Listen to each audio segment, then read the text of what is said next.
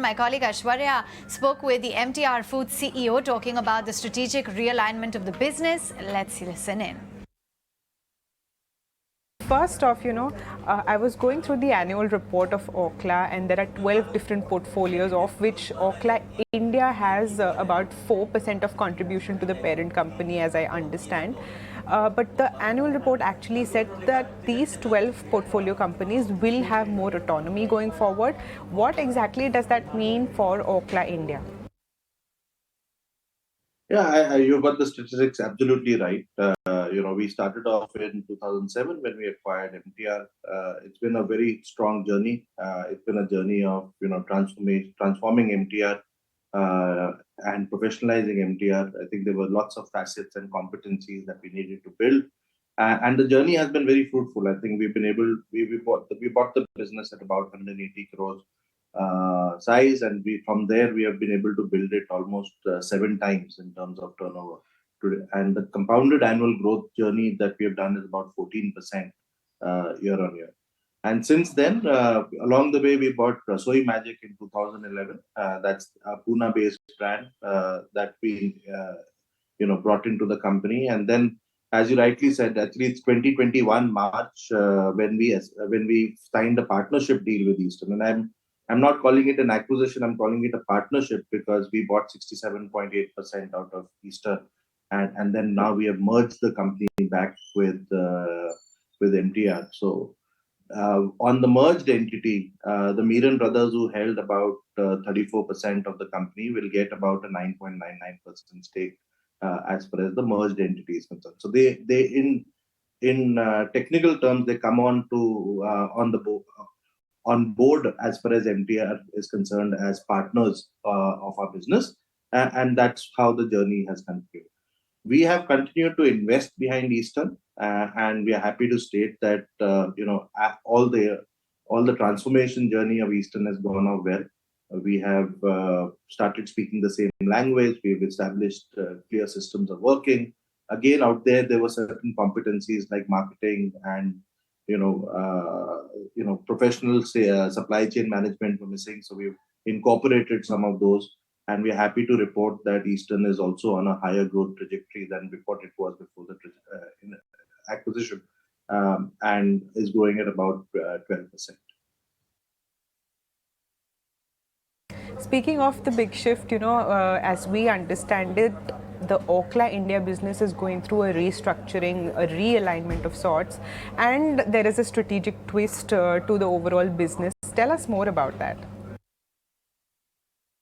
Yeah, I think from an Orkla India perspective, what it means is more autonomy, more freedom to operate.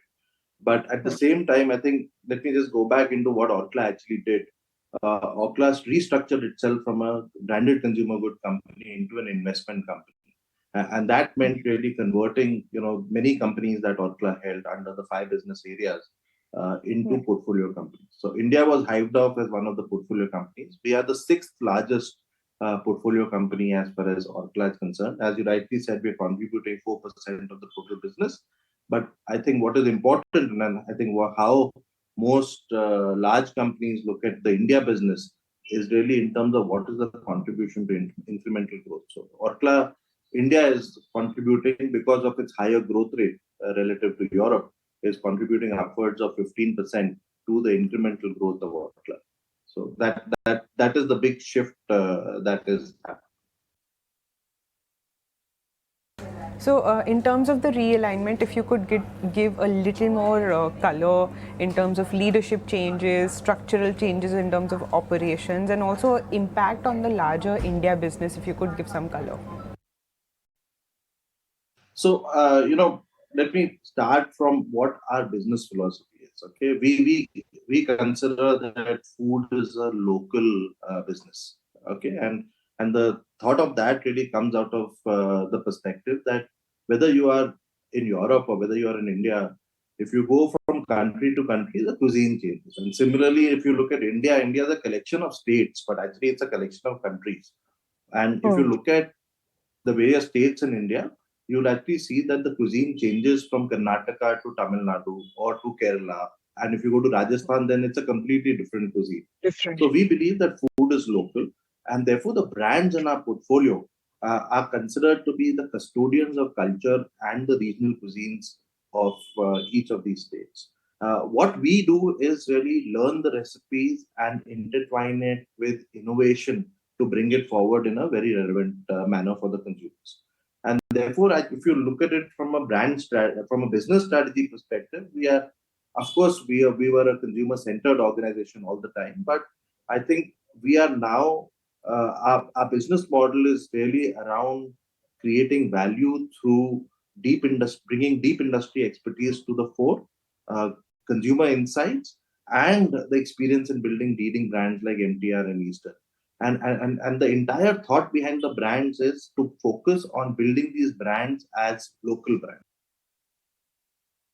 Right. So the identity is being tweaked a little, is what I understand now going forward, and it will be known as more of Orkla India than the earlier identity of MTR Foods.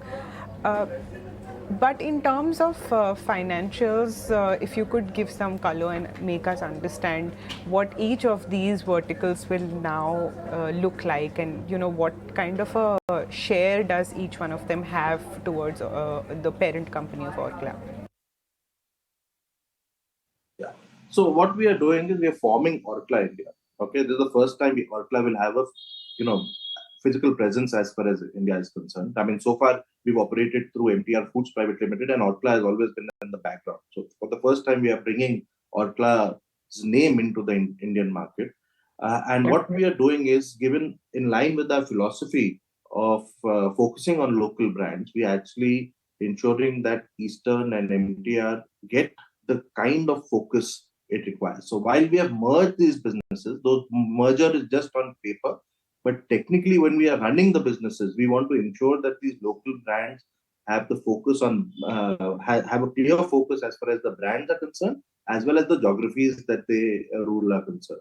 So we are forming three business units. We are forming MTR Foods, which is, I mean, next year will become 100-year-old brand as far as our portfolio is concerned.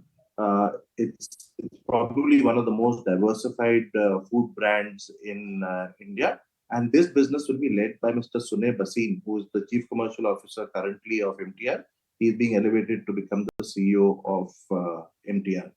The second business is the second brand that we have is Eastern. That will become an independent business unit, again, focusing on the 40-year-old legacy that Eastern brings. It's very strong as far as spices and masalas is concerned. But our ambition is to now widen the portfolio of Eastern into foods. So we want to bring the learnings that we have from MTR and apply it on Eastern and see how we can build it as a food brand.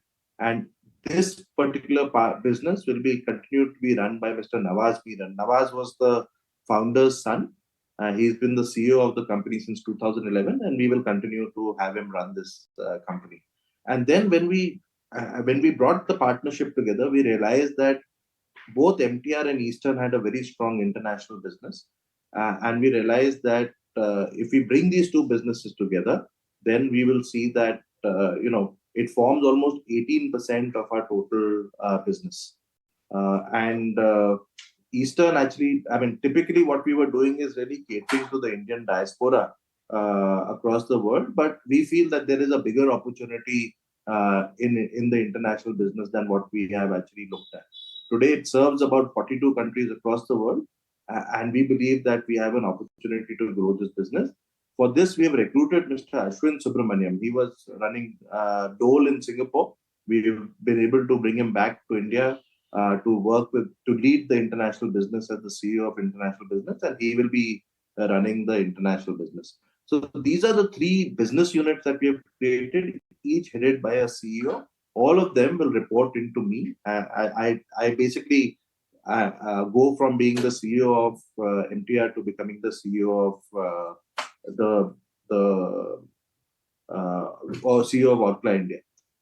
Besides this, we have also restructured our central functions, and we believe that while the consumer-facing businesses have to be true to the consumer and be the regional champions, the back end of the business we feel can be synergized and we can leverage it in terms of better value creation. So we have created 4 functions out there.